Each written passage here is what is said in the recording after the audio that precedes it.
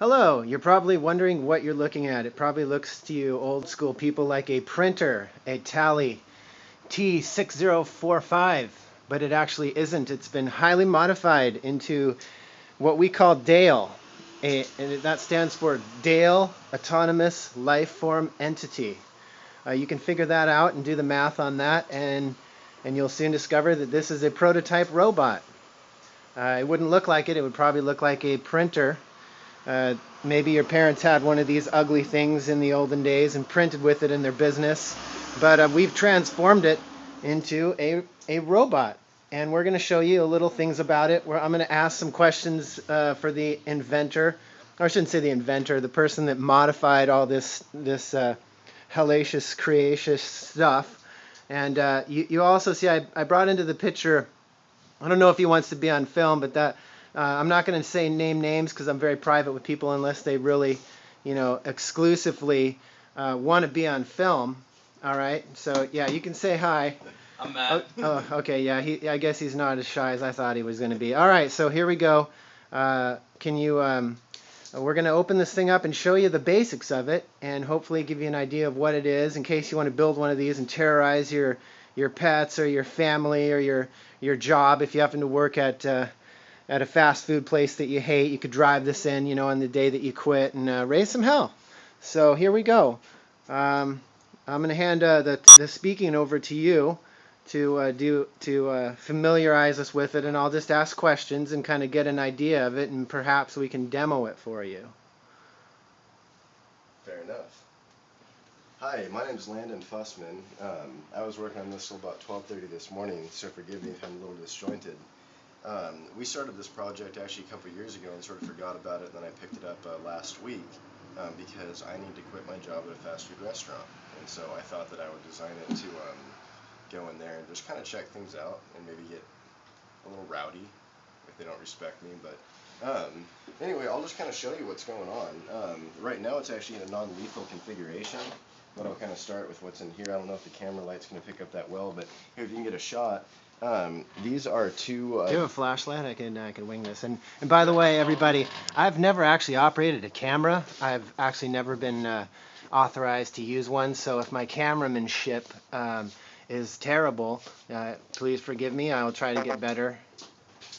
Here, let's see. 5% of battery remaining on this phone. Oh no! All right. Well, here we'll try to finish it. I should have charged it. Okay. Well, let's see if we can finish it. Anyway, down here. This isn't very bright, obviously, but these are two 12-volt deep cycle gel cell batteries. These are broadband service cells. These are actually meant for backup batteries for broadband, like Comcast relay stations. But we get them surplus when they mess up there, and we can refurbish them. These are two wheelchair motors. I believe they're 250-watt motors, roughly thereabouts. Is it this thing here? Is this the motor here? Yeah, this is a motor. There's two motors, two batteries. These are two 12-volt batteries wired up to give us 24 volts. Yeah, so one battery here, one battery there, a motor here, and then it looks like on the other end here there's another one of those motors. Just these two batteries together, to put this in scale, are about 140 pounds. So it's 140 pounds. That's probably how much I weigh. Just for the two batteries there. Oh, so this thing's heavy. Yeah, it's very heavy. This robot will be close to 200 pounds by the time it's done. Wow. These motors are capable of generating quite a bit of torque. This driveline was actually designed to where it uses the center flexible metal as a suspension as opposed to being rigid. The purpose of that is so it doesn't run people over. Yeah. Because it does weigh quite a bit and it does move fast enough to where it could really mess someone up. So I designed it to where the tires spin instead of killing grandma. Okay. I'm going to get another flashlight really quick. Okay. Zip back. Stop it. Yeah, if we need another, I can. Ooh, had a little delay there. We had to put some power back into this phone to get it going, but now we're wired in, so we should be good. Phones need power. That's right. Okay, so I got a flashlight too, so now I can kind of zoom in on stuff. I don't know if that'll be helpful. If it's not, at least there'll be this cool, like a extraterrestrial light flying around in this thing. All right, we're all set. We're live. Oh, really? Okay. Yeah. All right, well, anyway, I'll continue along in here. We already showed you the batteries and the suspension system and the motors. This right here is the motor controller. Okay. Now, the purpose of this is that these are pretty high-powered motors. The rest of this is controlled with just a little chip, and it can't generate very much electricity to power these. So what happens is This flashlight keeps Yeah, turning yeah. off. That's what I This was is saying. This is the ridiculous. batteries are low. Oh, okay. It's reaching the LED cutoff voltage and shutting it down so it doesn't mess up the driver. But Okay. anyway, so basically, there's a signal line going to the top. There's actually two signal lines and then a ground. All right, we're live again. We're having some technical difficulties, but hey, we're just going to roll with them. World's full of them. Get used to it. We can roll. We're cool. Anyway, so basically this motor controller chip just takes the signal voltage that's coming from another controller or a microcontroller chip up there, and it is taking the signal, which is going to tell it to go forward or backward and left or right, and amplifying that to give the proper amperage to the motors so that they can roll forward. So does it have signal and like voltage and amperage or current going through there? All right, well, basically the input is just what they call a pulse width modulated signal, which is used to make an analog voltage. I realize this is a lot of terminology to throw at you. We don't have time to go over right now, but basically it just puts a voltage into it that's higher or lower if you want it to go faster or slower for each motor. And then the ground is in there just to make sure that the electronics all work. But then this chip hooks up to the batteries, and then it outputs to each of the motors. Okay. And so it just takes the control signal, and when it says go faster, it gives them more juice, and that's the chip that supplies it. You'll notice the heat sinks on the side there. This chip gets hot because of the current it generates, which is why we mounted it to the side of the chassis there too, to dissipate the heat. So in one sentence, what does that thing do right there? It gives power to the motors. Okay, so it gives power to the motors. All right, good enough. All right. Alrighty, now up here, got the main brain area of this thing. I'll go ahead and just open it all up here. What do While these they do keep here? that off too. These are actually non-functional right now. They were for the printer before we modified it, but we may make them do something else. Oh, okay. They'll Oh, still it's not hook hooked up to anything. Yeah, we have it mainly just there as a cover right now. Now, all of this cord in here, this is just because you'll notice over here we have it hooked up to the wall and AC power. It's actually converting from AC to DC, then back into AC in some cases, which is pretty goofy. And so anyway, we want to do that differently, but for now it's corded. Pretty soon we're going to get an inverter and do it differently, or I can't even talk right, voltage converters. I was up pretty late last night working on this, but anyway, basically this is the power. Now in here you'll notice one of the important components of it. I'm going to go in from the back side. There's an antenna on the back, and then down in here we have a access point. I took it out of its casing, so you can see this board right here. The access point, it's similar to a wireless router in the sense that it gives a wired network, a way to be accessed wirelessly. You'll notice we have a wired network in here too, on this side with the switch here. Okay. The purpose of this is to make it where we can control it wirelessly from great distances.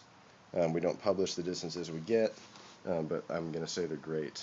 And we get full motion video and audio too. But anyway, we have that in there. That is where our control systems are going to be able to access and send signals into here to drive it forward or back or whatever, which get converted and sent into various chips. Now, what's going to happen, this is our wireless network. We have three main components, our wired network, and we have three components connected to that.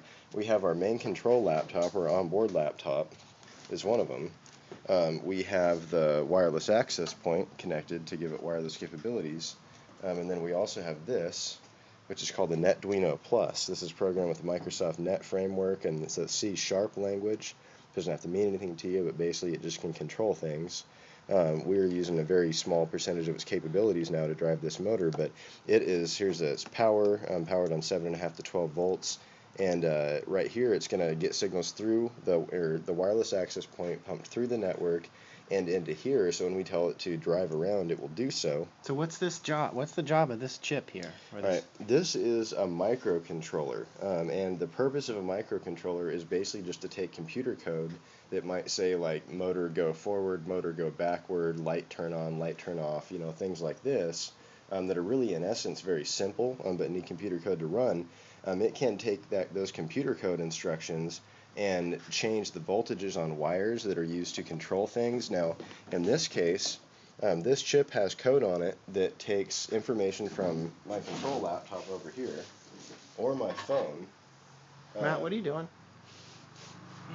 Oh, continue. All right. it will take control signals from here wirelessly, send them into the wireless router, or into the wireless access point through this cable, into here, and it'll be saying, go forward, go backward, and the speed that you want the motors to go. That puts a analog voltage out here, is what these use. Sorry, this is kind of a mess in here. I haven't permanently mounted these since this is a prototype. It sends the control signals out here. Now, this is called an RC filter. And I honestly cannot even remember off the top of my head what that stands for, but has a couple of, there's a resistor on each circuit, a 10,000 kilo ohm resistor, and then there is a, I believe it is a 0.1 microfarad solid state resistor. That's not right. I can't remember what type that is. Anyway, Is that a tantalum cap? I'm tired. Might or be. tantalum? Or wait, I honestly can't remember. I'm too tired. I've got my terms confused. But the gist of it is, this takes a signal that's kind of erratic, and it smooths it out a little bit to make it nice. Okay. All right. So anyway, that goes over our filter circuits and all that. But the main reason that we have a laptop on here, not everyone will put a laptop directly on the robot, but it gives us a lot more capability. One, we are using this to turn a regular USB camera, which is actually mounted right here. For our eyes, and also a microphone. Instead of having to spend, it's actually cheaper for us since we already have a laptop to make those functions, or make it control the camera, and convert that into a signal that can go over our network, and then we can view what D.A.L.E sees over there. It's cheaper to do that than it would be to get an IP camera and microphone that we could hook directly into the network without this. This also gives us some capabilities. We're going to be having some text-to-speech capabilities, and some of the robot's personality and the necessary processing for that will be taken care of in this laptop. So have we gone over all the basic parts of this thing, kind of in general? Yeah, I think that's actually it right there. That was all the basic parts. So can you do a skim over of just all the parts, and I'll zoom back and just go, this is for this, or kind of like from the control center, the controlling the laptop, go like through the air, say like, the signal does that, or... Yeah, so here's the gist of it here. We have, this is the control laptop. It receives a video and an audio feed from the robot, so we obviously know where it is. When we move it, we'll use one of these joysticks, and it sends a signal from the wireless networking adapter in here into this antenna, or the internal antenna. Yep. Goes into our wireless access point, which is in here. Okay. And then that signal goes into the router, and it has an IP address attached to the packet, so it knows which device it's going to be sent to. If it's a control signal, it's sent in one direction.